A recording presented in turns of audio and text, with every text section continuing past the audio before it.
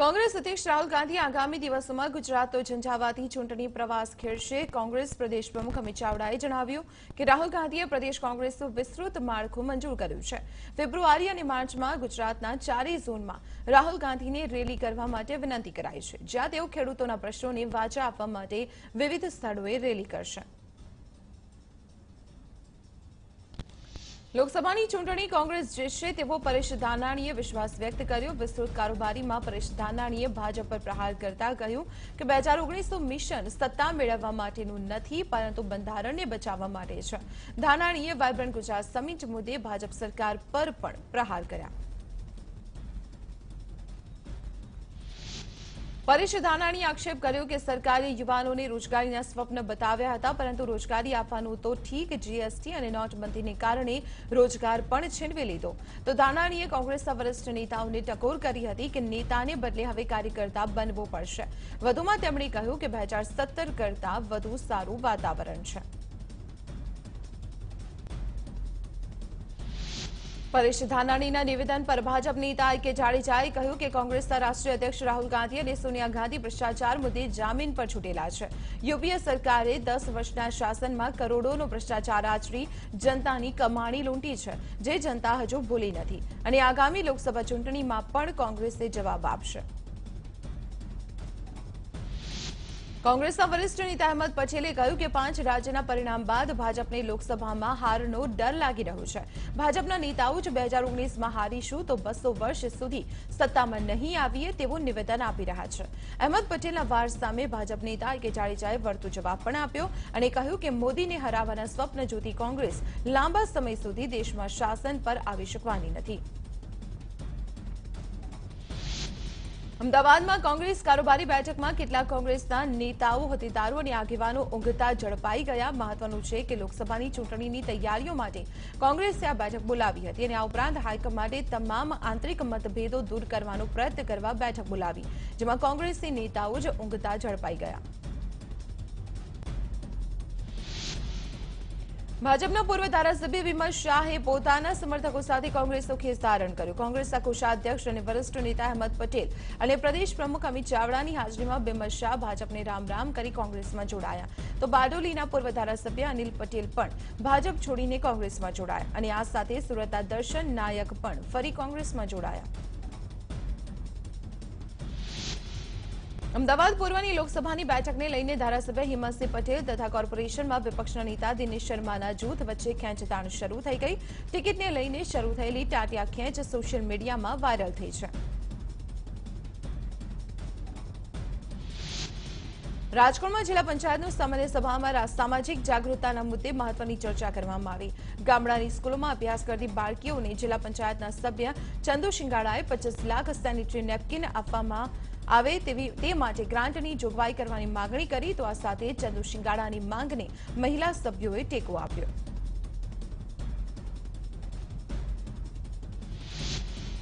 રાધનપુરના ધારાસભ્ય અલ્પેશ ઠાકોર એકતા યાત્રામાં કહ્યું કે મારા સમાજના નિર્દોષ યુવાનો સામે થયેલા કેસ પાછા ખેંચવા સરકારમાં રજૂઆત કરીશ.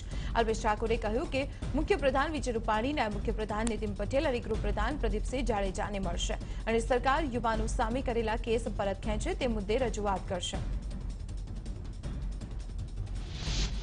તો અલ્પેશ ઠાકોર સામે ઠાકોર સમાજમાં જ નારાજગીના સૂર ઉઠ્યા. અમદાવાદ ગુજરાત હાઈકોર્ટ બહાર ઠાકોર સેનાના જ કેટલાક આગેવાનોએ અલ્પેશ ઠાકોર સમાજના નિર્દોષ યુવાનોને છોડાવવાથી દૂર રહ્યા હોવાનો આરોપ લગાવ્યો અને આ ઉપરાંત અલ્પેશ ઠાકોરે સમાજના ક્રાંતિકારી યુવાનોને અસામાજિક તત્વો કહીને સંબોધ્યા, તેનું પણ ઠાકોર સેનાના આગેવાનોએ ખેદ વ્યક્ત કર્યો. કાગવડ ખોડલધામની પદયાત્રાની પૂર્ણાહુતિ થઈ છે. રવિવારે સવારે રાજકોટથી નીકળેલી પદયાત્રા વહેલી સવારે કાગવડ ખોડલધામ ખાતે પહોંચી. અંદાજે 60 કિલોમીટરની આ પદયાત્રામાં મોટી સંખ્યામાં પદયાત્રિકો જોડાયા હતા. તો ખોડલધામ ખાતે મુખ્યપ્રધાન વિજય રૂપાણી પણ ખાસ ઉપસ્થિત રહ્યા. તો રાજકોટમાં ખોડલધામ પ્રાણ પ્રતિષ્ઠા મહોત્સવને 2 વર્ષ પૂર્ણ થઈ ગયા છે. ખોડલધામના બીજા તબક્કાનો પ્રારંભ કરવામાં આવશે, જેમાં ખોડલધામ હવે શિક્ષણ અને કૃષિ ક્ષેત્રે ક્રાંતિ કરશે. ખોડલધામ દ્વારા રાજકોટથી 20 કિલોમીટર દૂર 50 એકર જમીનની ખરીદી કરવામાં આવી છે, જ્યાં કૃષિ અને આરોગ્યલક્ષી કાર્યોની શરૂઆત કરવામાં આવશે. પાટીદારોના ગઢ ખોડલધામમાં નરેશ પટેલે ભાજપ સરકારની પ્રશંસા કરી. સરકારની પ્રશંસા કરતા કહ્યું કે 2011થી ખોડલધામના વિકાસ માટેના તમામ કાર્યોમાં ભાજપ સરકારની મહત્વની ભૂમિકા રહી છે. એટલું જ નહીં, ખોડલધામનો વિકાસ થાય તે માટે સરકારે પ્રશંસનીય કાર્ય કર્યા. સાથે જ સાથે નરેશ પટેલે મુખ્યપ્રધાન વિજય રૂપાણીનો પણ આભાર માન્યો.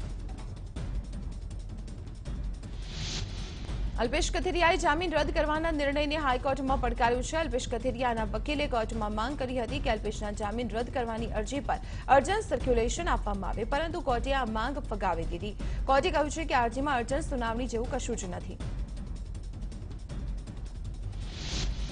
વડિયા કુકાવાવના ભાજપના મહામંત્રી ગોપાલ આંટાવાડિયા દારૂની મહેફિલ માણતા ઝડપાઈ ગયા. રેલવે કર્મચારીના પુત્રના લગ્નમાં 6 લોકો દારૂની મહેફિલ માણી રહ્યા હતા. સુરતમાં હવાલા કૌભાંડના આરોપીઓનો વિડીયો વાયરલ થયો છે. આરોપી અફરોઝ ફટ્ટા અને આદિત્ય પંચોલીનો વિડીયો સોશિયલ મીડિયામાં વાયરલ થયો. મહત્વનું છે કે 2 દિવસ પહેલા આદિત્ય પંચોલી સુરત પહોંચ્યા હતા. પંચમહાલ જિલ્લાના જૂના જાખરિયા ગામમાં એક દિયરે જ ભાભીનું ગળું દબાવીને હત્યા કરી દીધી. દિયર ચોરીના ઈરાદે મહિલાના ઘરે આવ્યો હતો, જેથી તેને બૂમાબૂમ કરતા આરોપીએ આવેશમાં આવીને ગળું દબાવીને મહિલાની હત્યા કરી દીધી અને ફરાર થઈ ગયો. પોલીસે હત્યાનો ગુનો નોંધીને ફરાર આરોપીને શોધવાની કામગીરી શરૂ કરી. સુરતના મૈદરપુરા વિસ્તારમાં થયેલી 25 લાખની ચોરીનો ભેદ ઉકેલાયો છે. પોલીસે બાતમીના આધારે રાજસ્થાનથી એક આરોપીની ધરપકડ કરી. આ સાથે જ ચોરીના 20 લાખ રૂપિયા પણ જપ્ત કર્યા. પોલીસે આરોપીની ધરપકડ કરી આગળની કાર્યવાહી હાથ ધરી. અમદાવાદના સાબરમતી વિસ્તારમાં એમસીના ડોર ટુ ડોર કલેક્શન વાનની અડફેટે એક 2.5 વર્ષની બાળકી આવી ગઈ, જેમાં તેનું મોત થઈ ગયું, જ્યારે ડ્રાઈવર વાન છોડીને ફરાર થઈ ગયો. હાલ પોલીસે ડ્રાઈવરની શોધખોળ હાથ ધરી છે. પાટણના બોગસ પ્રોપર્ટી કાર્ડ કેસ મામલે બિલ્ડર વિનોદ ઠક્કરની પોલીસે ધરપકડ કરી છે. બિલ્ડર પર સરકારી જમીન પર ગેરકાયદે બિલ્ડિંગ ઊભું કરવાનો આરોપ છે. 2014માં રાધનપુર સિટી સર્વેયર સહિત 6 લોકો સામે ફરિયાદ થઈ હતી અને આ તમામ લોકો પર આરોપ હતો કે સરકારી જમીન પર ગેરકાયદે બિલ્ડિંગ બાંધ્યું હતું. સુરતમાં તસ્કરોએ સચિન વિસ્તારમાં આવેલા જગન્નાથ મંદિરને નિશાનમાં બનાવ્યું હતું, જેમાં તસ્કરો દાન પેટીને લઈને ફરાર થઈ ગયા. તસ્કરો દાન પેટી લઈને જતા હોય તેવા સીસીટીવી દ્રશ્યો પણ કેમેરામાં કેદ થઈ ગયા. પોલીસે આરોપીને પકડી પાડવા કવાયત હાથ ધરી છે. અમદાવાદમાં સોલા હાઈકોર્ટ પાસે સ્કૂલ બસે અકસ્માત સર્જ્યો. બસના ડ્રાઈવરે બ્રેકના બદલે એક્સેલેરેટર દબાવી દેતા બસ 2 કાર સાથે અથડાઈ હતી. જોકે બસમાં વિદ્યાર્થીઓ નહીં હોવાને કારણે કોઈપણ જાતિ જાનહાનિ નથી થઈ. સુરતના મૈદરપુરામાં થયેલી 25 લાખની ચોરીના કેસમાં પોલીસે રાજસ્થાનથી એક આરોપીની ધરપકડ કરી છે. પોલીસે આરોપી પાસેથી 60% જેટલો ચોરીનો મુદ્દામાલ જપ્ત કર્યો છે. હાલ પોલીસે આરોપીની વધુ પૂછપરછ હાથ ધરી.